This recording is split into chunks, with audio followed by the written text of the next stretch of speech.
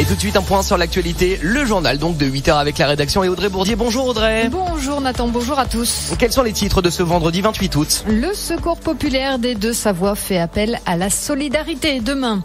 La colère des professeurs de Haute-Savoie à 3 jours de la rentrée. Et puis les touristes sont venus en nombre cet été à Chamonix.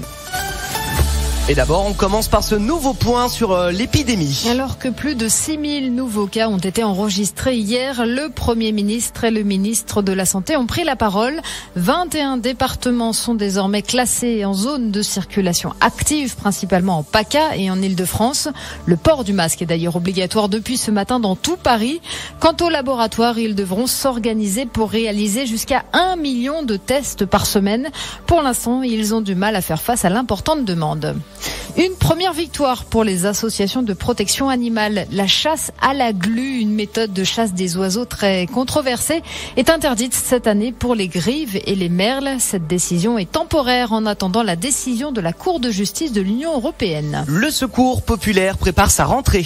Et il organise demain dans tous les supermarchés Carrefour des Deux-Savoie une collecte de fournitures scolaires qui seront ensuite redistribuées aux plus démunis. L'année dernière, 26 tonnes de matériel avaient été récoltées.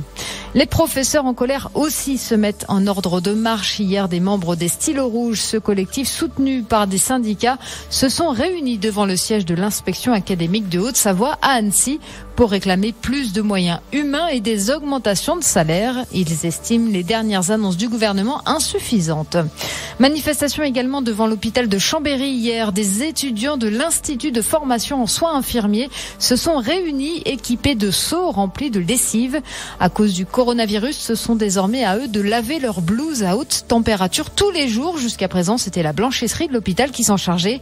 Or, la plupart des étudiants n'ont pas de machine à laver. Et enfin, quel tourisme à Chamonix cet été ? L'heure est au bilan alors que les derniers vacanciers quittent le pays du Mont-Blanc. La station a finalement le sourire puisque dans ce contexte de crise sanitaire, le bilan est moins déplorable que prévu.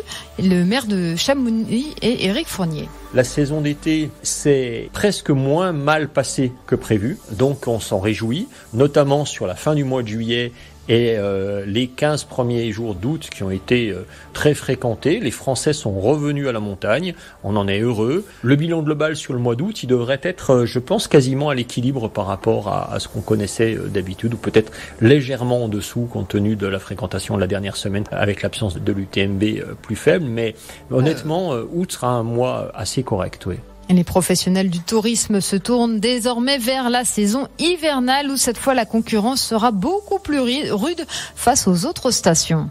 Une bonne nouvelle pour ceux qui avaient leur dossard pour le marathon d'Annecy, le semi-marathon ou le 10 km. L'événement a lui aussi été annulé, mais les organisateurs offrent le choix de se faire rembourser soit la totalité ou seulement une partie des frais d'inscription, puisque ça permettrait à l'organisation, au club organisateur, de perpétuer. Voilà, de survivre un peu financièrement parce qu'il est en grande difficulté. Donc voilà, vous avez le choix entre soit vous faire rembourser totalement, soit laisser l'intégralité de vos frais d'inscription au club organisateur, soit de vous faire rembourser seulement une partie.